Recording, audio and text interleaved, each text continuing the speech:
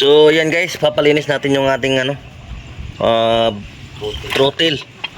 So yun o, dumi o. Throttle body. Throttle body dumi. Pinabaklas ko para malinis siya ng gusto. Kasi yung iba diba pwede naman tong ano, binubuga-bugahan lang. Kaya ayaw natin yan. Kaya yan, natin mapupunta yung ano, dumi. Maganda yung baklas talaga. Yan, palinis natin yan. Dumi oh, sobrang dumi oh. Kunti lang. Tapos ipapalinis na rin natin tong ano, yung dual BBTI na yan. Sensor. Kasi malamang sobrang dumi na nito. No? Sobrang dumi na yan guys. Palibasa, may mga tumatagas-tagas na rin dito na langis. Yan. Papalitan na rin natin siguro to ng ano. Papalitan ba to o ano lang? Tingnan natin kung pwede pa lagyan ng silicone. So, titingnan kung pwede pang lagyan ng silicone. Yun o, yung mga tumatagas-tagas na yun. Yan o. Pangit eh, madumi sa makina. So, kung kaya pang lagyan ng silicone, lagyan na lang. Pero pag hindi na kaya, palitan tayo ng ano, gasket. Para mawala na yung mga Palit na guys. mga leak na yan. Tsaka malinis na rin maayos yung ano, yung dual BBTI na sensor. Magpapalit na kami guys. Maganda naman dito magpagawa kasi libre lang yung labor. Hindi tayo manghihinayang. Hindi tayo manghihinayang magpagawa dito. Libre lang labor, di ba? Pisa lang babayaran mo. Oo, di ba? Tataka siguro ng ating mga viewers, parang lagi na lang si Kapidji nasa ano? Lagi na lang pinapakalkal yung sasakyan. Siyempre libre. Kaya punta lang kayo dito sa ano, kay Busunad. Kahit malayo ano, puntaan nila no? Hahanap tayo ng paraan para palagi lang siyang smooth. Mahirap yung nakakaramdam tayo ng ano, parang pigil yung takbo niya. May pagkasakal siya, hindi tayo masaya pag ganun. Kailangan parang lagi lang siyang bago, di ba? Maganda to. Yun, no? Kaya gusto ko lilinisin din natin yung ano niyan. Strainer diyan. May strainer diyan? Dito? Sa ibabaw. Malinis. Strainer ng BBTI yun. Meron diyan ano? Mahaba, halos pala lahat na, Kung nagbara yun, yung timing mo naman ang masira. Kaya medyo maano na yung pagbabawasan ng langis no? Kasi dyan na rin umaano, no? May paunti-unti na dito. Pangit sa makina, madumi. Kaya ganun ang gawin nyo guys. Pag yung mga lalong-lalo na yung mga nakikihulog boundary, maghanap talaga na kayo ng mekaniko na libre lang. Kasi kasi mababaon kayo sa ano, sa utang pag ganun pagawa kayo sa labas, bayad na sa pisa, bayad pa sa labor, ito libre yung labor. Oo. Ganon ang discarding niya guys. Kaya pag naghuhulog boundary kayo, dapat mayroon talaga kayong mekaniko na ano. Dito kayo pumunta. Napag ano ba? Sa Bisaya pa sabot-sabot lang. Nadadaan sa usapan. Guys, kinalansay na siya guys. Biyak na buko na. Yan guys, yung ano na, itsura. Malinis So dito natin makikita kung yung ginagamit natin na langis ay hindi maganda. Kasi makikita mo yan, magtutong-tutong yan dyan. So ano masasabi mo, malinis ba? Malinis. Malinis, no? Wala pang gano. Yan yung sabi mo namumuo yan, paunti-unti. Konti lang. Pero konti. So ibig sabihin maganda yung langis natin ang ginamit. Sik lang ang malakas. Sik naman! Bakit naman? Baka naman. Baka naman sick. Baka naman sik. Grabe pala yung loob niya, no?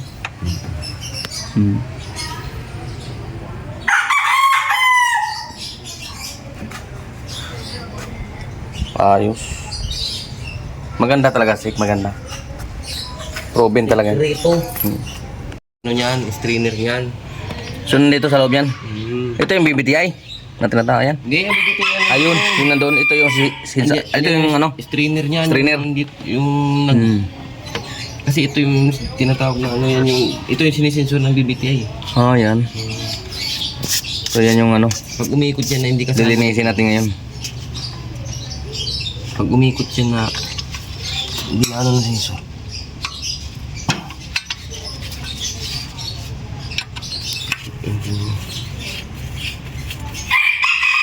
Ito ang lilinisin kasi dito maano yung ano na sensor.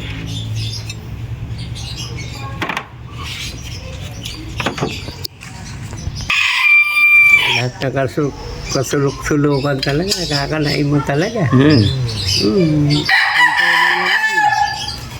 Pag hindi mo na target yan, naku po. Ano yun, Manay? At kalahati. Frutil. Total body. Pag yan, pag marumi din yan, wala, hirap na hirap din yung ano. Nalakas ka rin sa gas dyan. Kasi ano eh. Nahirapan siya eh. Meron doon nagpapay na lang. Diyan din umano ng hangin, no? Hindi, ito. Oo. Pagbumukas siya.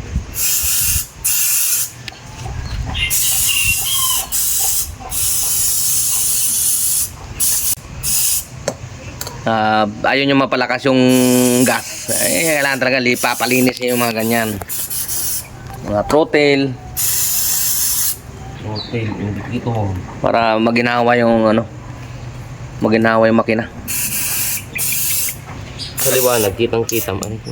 Naglag tuloy. Bulas eh. Yan na yung strainer, guys. Yan, pumuti na. Marumi.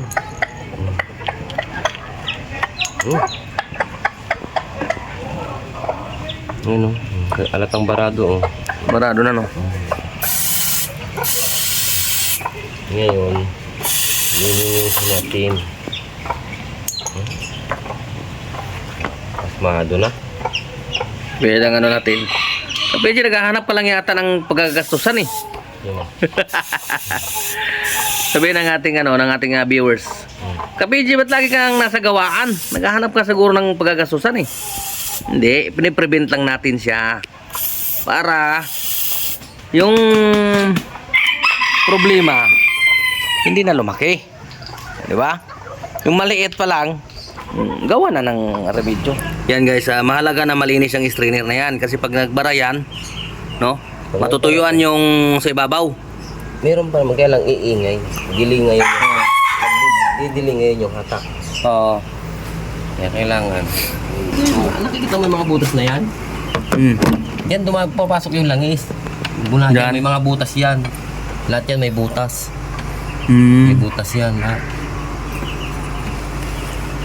Kasi pag walang butas yan, hindi bumba. Pero dyan pa rin manggagaling yung Dito langis. magagaling yung bumba niyan, napapakitin niya, papakitin niya dito sa loob. Kasi itong may mga langis yan eh. Kailangan may mga langis yan kasi pag wala yan, tumigil yan. Itong Magkano na yan? Stack up. lalagay yan eh. Tapos yung ano pa yan, tensioner. Meron ding inakitan yan. Ay ito, tensioner to. Nandiyan yung tensioner niyan. Guys, isip-isip sa ating mga viewers eh. Kasi si PJ hindi talaga mapakali. Hindi siya mapakali sa kanya sasakyan, panay ang pakalikot. So ganun talaga guys, kasi piniprevent natin yung mas malaking damage. Kasi halimbawa yun, hindi natin pinabuksan yun. Hindi makikita ngayon yung strainer niya na masyado nang madumi, no? So pag marumi na masyado yun, barado na. Kakaproblema na siya, hihina na yung supply ng ano, langis papunta dito sa taas. Doon na, iingay na yung nasa taas mo, magkakaproblema ka na doon. Mas malaking problema, di ba? Kaya, ano natin yan. Kumbaga, unahan na natin bago pa mangyari yun. Kasi nga, napaka-importante ng langis sa makina. No? Na kailangan, lahat ng mga dadaluyan niya ay malinis, no? Parang tayo lang yan tao eh. Pagka yung dugo natin masyado nang malapot, yun doon na, magkakaproblema. Yung langis niya marumi na. Ayun. Hindi natin kailan pa hinahyangan yan. Hindi ka naman gagastos din ng ano, libo-libo.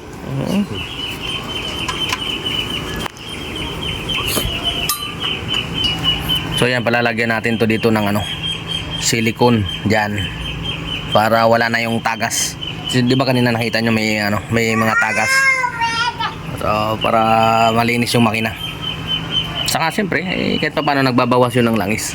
Di ba? Kahit pa unti-unti lang yung niya, leak, no? Habang tumatagal yan, dumadami din yan. So bakit nga ba natin ginagawa yan, guys? Yung ganyan na wala namang problema eh. Wala namang check engine eh, no? Pero inuunahan na natin. Bakit? Meron nga tayong kasabihan na prevention is better than cure. Tama ba yun o tama yun? Ano pa English tayo doon Tumagas na rin kasi. Tama yun. Oh. Tumagas na rin. Kaya kailangan nyo talagang buksan na. Naniniwala tayo doon sa prevention is better than cure. Right? Ganon lang yun. Kasi isipin nyo guys, yung makina nito 6 na taon na. 2019 model to no? So halos 6 na taon na siya. So nararapat lamang na titingnan natin yung mga yung mga strainer niyan, 'di ba? Yung mga fuel filter, 'di ba? Yan yung mga titingnan natin diyan. Kasi posible talaga na madumi na yan sa sobrang tagal. Alam ko kung matanggal yung strainer niya. Saka ito guys, dapat alaga din natin to. Maintain natin to para malinis palagi yung ating cabin filter at saka air cleaner. Ayan bubugahan natin yan, bubugahan.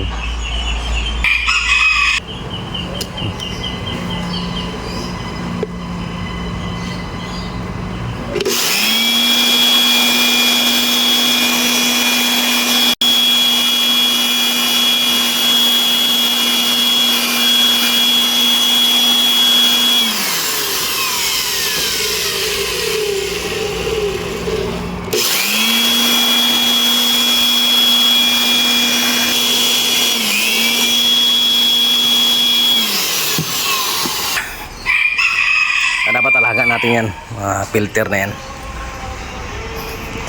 para hindi mahirapan yung makina. Sayang doon sa aircon, sa hangin, no?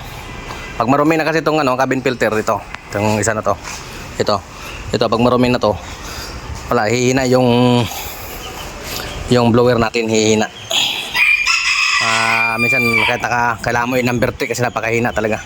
Kaya dapat alaga mo to, itong cabin filter. Dapat malinis lang, no?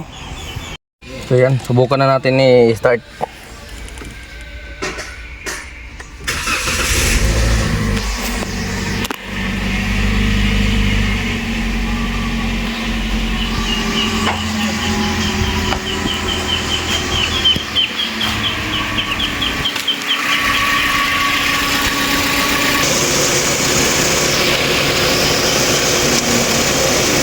Aircon. Sa pawis yun? Lalo din ito. Lamig eh. Pwede mo? Oo. Pawis na pawis. Lamig.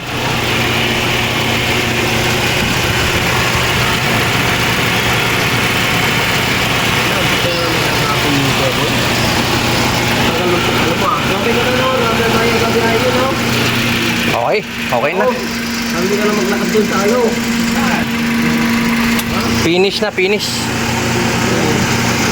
Pwede na ulit pakbakan. Walang uwian. So ayan mga ka-PJ, pauwi na tayo sa bahay, no? Ngayong araw, in-schedule natin yung ating sasakyan para sa pinapalinis natin yung mga pwedeng ipalinis, no? Una na doon yung throttle body, tapos yung dual PBTI, no? Yung kanyang strainer, pinalinis na rin natin, di ba? Ika nga, ulitin ko, prevention is better than cure, di ba? Nung nakaraan kasi puro tayo pagluluto ng ng pulutan. So ngayon nilaanan naman natin siya ng oras. Wala mo na tayong pagluluto ng pulutan ngayon. Kung ano na lang muna ang mapulutan natin ngayon. Kaya siyempre pinagkakasya lang natin yung ating oras, no? Kailangan na meron ding tayong ilalaan na oras dito sa ating sasakyan dahil siyempre Katulad ng paulit-ulit ko na sinasabi, ito yung ating source of income. Okay? Kaya kailangan alaga natin siya, no? Katulad ng binibigay na sa atin na income, no? Kaya ibabalik din natin sa kanya, di ba? Yung serbisyong swabe. Serbisyong sapat pa. Tama ba yan? So yan, bukas ulit tayo magkakarinigan dahil biyahe na tayo ulit bukas. Bukas ay araw ng Huwebes, no? At start ulit tayo at simula na ulit ng ating bakbakan. Huwebes hanggang Martes. Alright? Kaya lagi natin siyang pinapakondisyon yung ating kabayo para sa araw ng ating biyahe ay kondisyon na kondisyon siya. Hindi tayo magkaka-problema. Diba? Tama ba ako o tama ako? Okay, siyempre medyo luma na yung ating sasakyan, kaya kailangan pag meron tayong naramdaman dyan na pakiramdam natin, kailangan ipa-check up natin, di ba? Para hindi na siya lumala. Okay? Katulad nun, yung strainer na yon, pag pinabayaan mo yon, hindi mo yun napalinis, yung strainer doon sa may ano na yun, pag nagparado yun, di ba? Pwedeng hindi na makakaakyat yung langis doon sa itaas, di ba? Magkakaproblema na tayo doon, di ba? Iingay na yung itaas na yun, di ba? Kaya yun ang piniprevent natin na wag nang umabot sa ganun. Okay? So yan lang mga ka-PJ. Maraming salamat muli sa inyong panonood. Ka-PJ nyo, temporary setting off. Bukas ulit tayo magkakarinigan. Paalam pansamantala. Siguro umira lang naman ang katamaran ng aking kamay. Gumalaw. Pero